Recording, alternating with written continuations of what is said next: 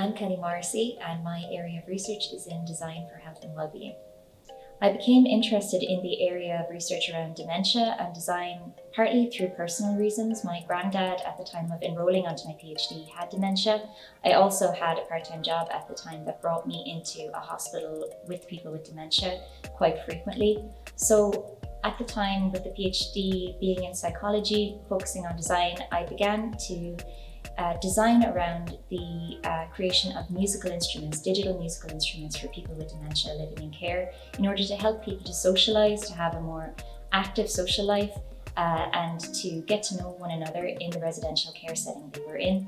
And this design research actually laid the groundwork for the work in virtual reality I've been doing ever since.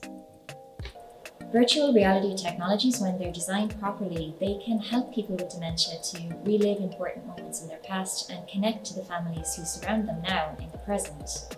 In one study, we used 360-degree video technology to follow families living with dementia on days out to some of their favourite places like beaches and parks. And at the end of the research, we handed over to them a VR headset with these environments loaded on so they can relive these important moments as long as they want to. We also created physical moment boxes, which were small dioramas of the beaches, of the parks that they went to help ground this digital experience with the VR in the physical. So we used elements like leaves, moss, stones, etc. to create these physical products. Sustainability is important to think about when you think about designing for people with dementia, because unfortunately at the moment, the only real treatments we have for dementia are pharmacological. So there's a real call for treatments that are more social in nature, and virtual reality and technology might be some of these. We have a really rapidly aging population, and the amount of people living with dementia is set to rise in the future.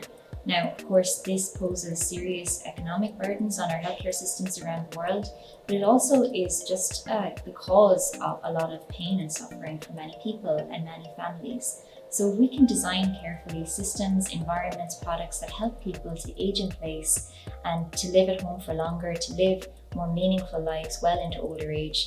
That is one way of really promoting sustainability in aging for the future.